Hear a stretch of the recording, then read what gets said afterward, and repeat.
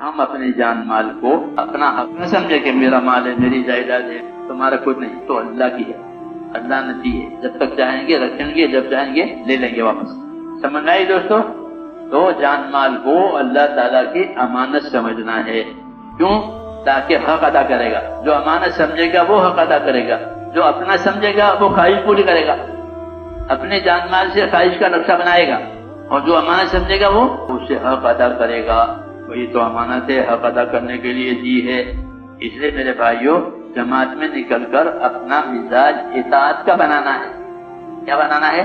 کہ میری زندگی اطاعت والی بنے۔ جب اطاعت والی بنائیں گے تو حق ادا کریں گے، خواہش والی زندگی بنے گی تو تھوڑا حق ادا ہوگا۔ مزاج بنانا ہے اطاعت والا، اس لیے بار بار اللہ کے ذات سے مل کے کہ مزاج اطاعت کا ہو جائے۔ کیا ہو جائے؟ مزاج اطاعت کا مزاج، یہ بس بات ماننی ہے، اور ادب کے ساتھ اطاعت، عظمت کے ساتھ اطاعت۔ یہ نہیں کہ سر پر بوجھ ہے چلو بھائی اتارو، یہ ایسا نہیں، بلکہ وہ اطاعت کہ وہ تو میری زندگی کا اصلی کام ہے، تو ادب سے محبت سے اطاعت کریں، جتنے بھی تقاضے ہیں اپنی کوشش اس کے پورا کرنے کی کریں۔ کیوں کہ جان مال کو اللہ نے بطور امانت کے ہم کو دیا ہے تاکہ اس کا حق ادا کریں۔ تو مسلمان کے جان مال میں کیا حق ہے؟ کہ مسلمان کی جان مال میں سب سے پہلا حق یہ ہے کہ وہ اپنی جان مال سے اللہ کے دین کا مددگار بنے۔ بات سمجھ میں آ رہی ہے یا سو گئے بیٹھے بیٹھے؟ کہ اپنی جان مال میں سب سے پہلے وہ اللہ کے دین کا مددگار بنے، کہ اپنی جان مال کو اس طرح استعمال کرے کہ اللہ کے دین کو پانی ملے۔ کھیتی کو پانی ملے گا وہ ترقی کرے گی، پانی نہیں ملے گا تو سوکھ جائے گی۔ تو مسلمان کے دل میں دو کام ہیں، ایک استقامت، ایک نصرت۔ ایک کیا؟ استقامت، کہ اپنے دین پر ہر حال میں قائم رہنا ہے اپنی طاقت کے مطابق، سستی نہیں کرنی ہے، سستی کرنا منع ہے۔ جو لوگ سستی سے نماز پڑھتے ہیں ان کو سستی کی سزا ہوگی، سستی کا عذاب ہوگا۔ اہتمام کے ساتھ نماز پڑھنے والوں کو اہتمام کی فضیلت ملے گی، سستی سے پڑھنے والوں کو سستی کی سزا ہوگی۔ یہ قاعدہ ہے۔ کیوں؟ اللہ بہت بڑے ہیں، اللہ بہت بڑے، اس سے کوئی بڑا نہیں، تو بڑے کے کام کو سستی سے کرنا سوچنے کی بات نہیں۔ اتنا بڑا اللہ، اس کے کام میں سستی؟ کوئی سرکاری آرڈر آوے تو آدمی کی نیند حرام ہو جاتی ہے۔ تو میں نے کہا سب سے پہلے جان مال کو کس پر لگانا ہے؟ یہ جان مال کو سب سے پہلے مسلمان کا فریضہ ہے کہ اپنے جان مال سے سب سے پہلے اپنے دین کا مددگار بنے۔ اور مددگار بننے کا مطلب ہے کہ دین سیکھے، اس پر قائم رہے، اور دین کے لیے محنت بھی کرے، ایسی محنت کرے کہ جس سے لوگوں کے لیے راستہ بنے۔ ہماری محنت کا یہ مقصد ہے کہ ایسی محنت کرو کہ عام لوگوں کے لیے راستہ بنے۔ جیسے سرکار سڑکیں اور پل نہیں بناتی، پل بناتی ہے سڑک، کیوں؟ کہ لوگوں کے لیے راستہ بنے، کاروبار خوب چلے گا، دور دور تک لوگ اپنا کاروبار میں جائیں گے۔ کیوں؟ سڑکیں بہت اچھی ہے، ضرورتیں پوری کریں گی۔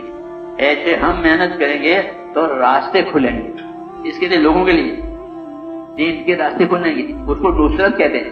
کیا کہتے ہیں؟ کہ ایسی محنت کرو ایک ایک کے پاس جا کر کے راستے کھل جائیں۔ تو راستے کھل گئے، اب دیکھو محنت ہوئی تو راستے کھل گئے۔ اب مسجدیں چھوٹی ہو گئی۔ 50 سال پہلے مجھ کو یاد ہے کہ مسجد میں لوگ ٹھہرتے ہی نہیں تھے، اعلان ہوا کہ پک گئے، اعلان ہوا اور پک گئے، بہت مشکل پڑتا تھا لوگوں کو روکو بٹھاؤ۔ اب اللہ کا شکر ہے کہ راستہ کھل گیا، اب مسجدیں چھوٹی ہو گئی، نمازی بڑھ گئے، تو لوگوں کے لیے راستہ کھل گیا۔ ایک محنت ہوئی ہے، لیکن یہ محنت ابھی ہماری عبادت تک پہنچی ہے، آگے بہت دین باقی ہے۔ کہاں تک پہنچی؟ عبادت تک کہ لوگ عبادت کرنے والے ہو گئے، نمازی ہو گئے، حاجی ہو گئے، روزے رکھنے والے، صدقہ دینے والے۔ ایک محنت نے یہ راستہ کھول دیا، ابھی دین بہت باقی ہے، تو محنت کریں گے تو باقی دین کو بھی اللہ کھول دے گا اور اس کے بھی راستے ہو جائیں گے۔ پھر لوگ دور دور کا سفر کر کے اپنے دین کو لے کر کے جائیں گے، دور دور کے علاقوں میں دین پہنچ جائے گا۔ جیسے صحابہ کرام کہ وہ دور دور جاتے تھے، اور جب دین پہنچ گیا تو ان کو دور دور بھیجتے بھی تھے کہ تم فلاں جگہ جا کے رہو۔ ابو درداء کو شام میں بھیجا حضرت عمر نے، جاؤ شام والوں کی تربیت کرو، شام والوں کو دین سکھاؤ، تو وہ وہیں رہے وہیں مرے۔ ہاں، ان کو وہاں کے لیے طے کر دیا، عبادہ بن صامت کو فلسطین کے لیے طے کر دیا کہ تم باہر ہو۔ انس بن مالک کو کوفے میں بھیج دیا۔ سمجھ میں آئی بات؟ کیوں کہ اپنے دین کی نصرت کرنا ضروری ہے۔ کیا کرنا ضروری؟ مسلمان کے دین میں اپنے دین پر قائم رہنا، اپنے دین کا مددگار بننا۔ مدد بننے کا یہ طریقہ ہے کہ جماعتیں بنا کر کے پھیل جاؤ، جو لوگ کمزور ہیں ان میں محنت کرو تاکہ ان کی کمزوری دور ہو جائے، پھر وہ اللہ کے دین پر چلنے والے بنے۔ اور جو طاقت والے ہیں، مالدار ہیں، خوشحال ہیں، سمجھدار ہیں، ان پر محنت کرو تاکہ وہ دوسروں کے لیے محنت کرنے والے بنے، کام سیکھ کر کے دوسروں میں محنت کرنے والے بنے۔ تو کمزوروں کو طاقت دینی ہے، طاقت والوں کو اس طاقت کا استعمال بتانا ہے کہ اپنی طاقت کو اس طرح استعمال کرو کہ تمہاری محنت سے، تمہارے جان مال سے اللہ کے دین کو پانی ملے۔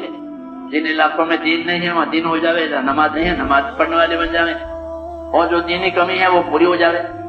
دو کام ہمارے ذمہ ہو گئے، ایک اپنے دین پر قائم رہنا کہ اللہ کے فرائض کو ادا کرنا، اور جو حقوق لوگوں کے ہیں وہ ادا کرنا، یہ دین پر ہے، اللہ کے فرائض ادا ہو جائیں، اور جو حقوق ہمارے اوپر ہوتے ہیں وہ اب ہم سے ادا ہو جائیں تاکہ ہماری آخرت بنے۔